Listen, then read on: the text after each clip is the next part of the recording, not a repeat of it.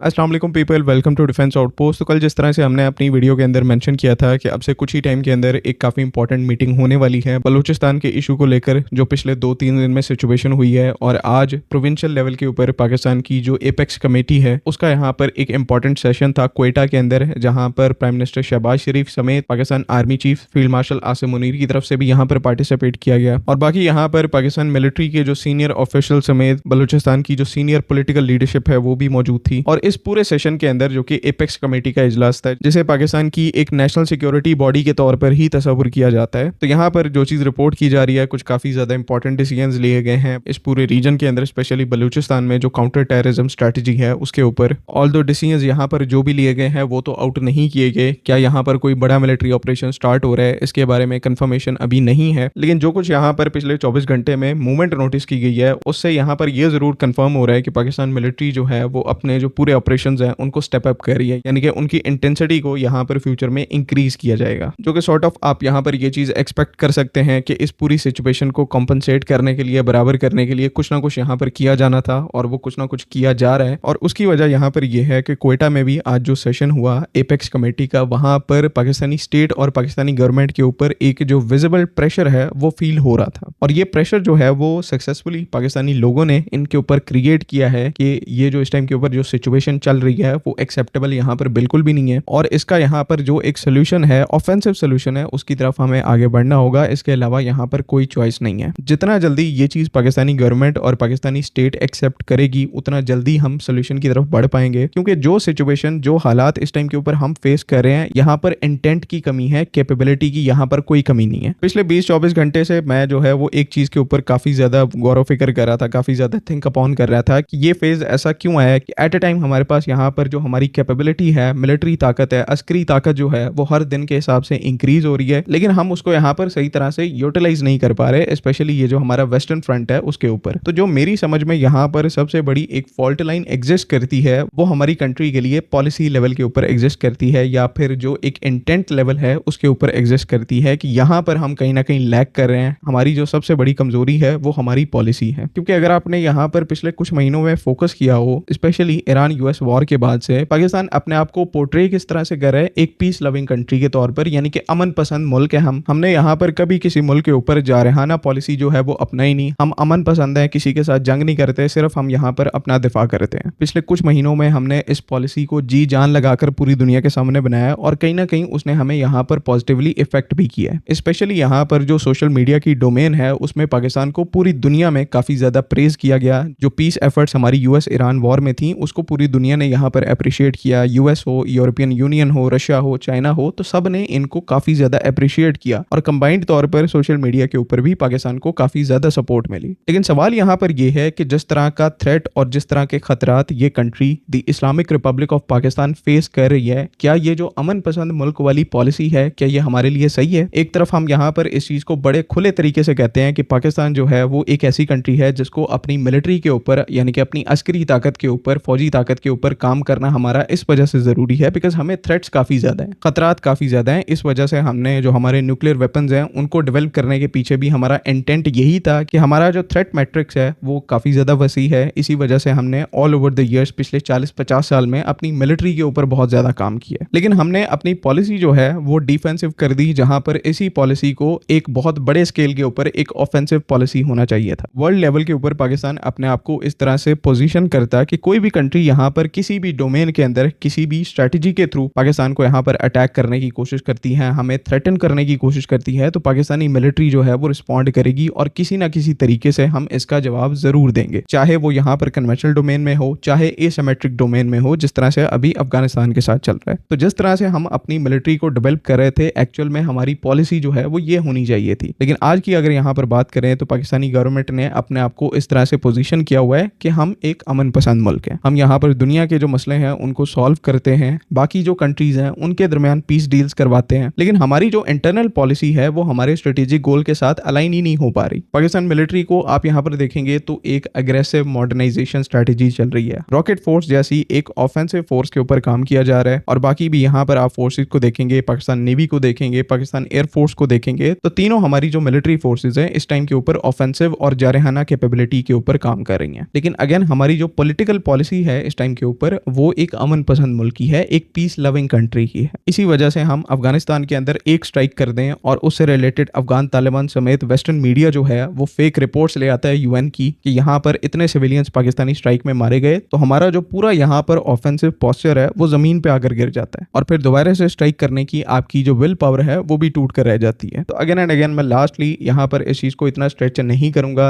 लेकिन जो पॉइंट है वो यहाँ पर यह है कि हमारी मिलिट्री कैपेबिलिटीज हमारी जो स्टेट की पॉलिसीज हैं उनके साथ अलाइन नहीं करती, उनके साथ मैच नहीं करती। अगर यहाँ पर हमें ऐसे मसलों से डील कर रहे हैं, जिस तरह से प्राइम मिनिस्टर शहबाज शरीफ ने अपनी स्टेटमेंट में भी कहा कि इंडिया भी इसके पीछे है, इंडिया भी इन सब चीजों को फंडिंग करता है, तो अगर आपने यहाँ पर ऐसे स्टेटमेंट्स देने हैं तो उनके पीछे आपकी एक अग्रेसिव पॉलिसी होनी चाहिए, जो कि अगेन ऐसी पॉलिसी को बनाने में सालों का टाइम लगता है, लेकिन आज स्टार्ट करेंगे तो कल को हम एक अग्रेसिव स्टेट बन पाएंगे और अपना जो कौमी मफाद है उसको प्रोटेक्ट कर पाएंगे। बाकी let's hope for the best. As a Pakistani मैं जो है वो इस टाइम के ऊपर जो कर सकता हूँ, मैं अपनी गवर्नमेंट के ऊपर और अपनी स्टेट के ऊपर ट्रस्ट कर सकता हूँ, जो कि मेरा कौमी फर्ज है और मैं ये करूंगा, क्योंकि यहाँ पर पाकिस्तानी गवर्नमेंट जो है वो इस चीज को कैरी आउट कर सकती है। यही यहाँ पर गवर्नमेंट है, यही यहाँ पर स्टेट है जिसने ऑपरेशन गजबुल हक को भी स्टार्ट किया था, और जो कुछ यहाँ पर उस ऑपरेशन के अंदर टेम्परेरी बेनिफिट मिला था उसका जो क्रेडिट है वो इन्हीं को जाता है। तो अगेन एंड अगेन वही बात है कि हम कर सकते हैं, हमने पास्ट में भी ऐसे टफ सिचुएशंस को हैंडल किया हुआ है, हम फ्यूचर में भी डेफिनेटली ये सब कुछ कर सकते हैं। जस्ट ये है कि हमें यहाँ पर ये चीज़ फैक्टर इन करनी पड़ेगी कि जो थ्रेट का लेवल है वो आज कितना है और फ्यूचर में जाकर वो कितना इंक्रीज होगा। इंडिया से भी आपको थ्रेट होगा, अफगानिस्तान से भी आपको थ्रेट होगा, और हो सकता है आपको इजराइल से भी एक फिजिकल थ्रेट जो है वो फ्यूचर के अंदर फेस करना पड़े। तो जरूरी यहाँ पर क्या है कि इन थ्रेट्स के लिए मिलिटरीली तो हम इस टाइम के ऊपर प्रिपेयर कर रहे हैं, उसमें तो कोई डाउट नहीं है। पॉलिसी लेवल के ऊपर भी हमारी जो प्रिपरेशन है एज अ एग्रेसिव स्टेट वो यहाँ पर पूरी होनी चाहिए, और आज से हमें इस चीज़ को स्टार्ट करने की जरूरत है। बाकी आपका जो ओपिनियन है काइंडली उसको कमेंट्स में ज़रूर लिखें।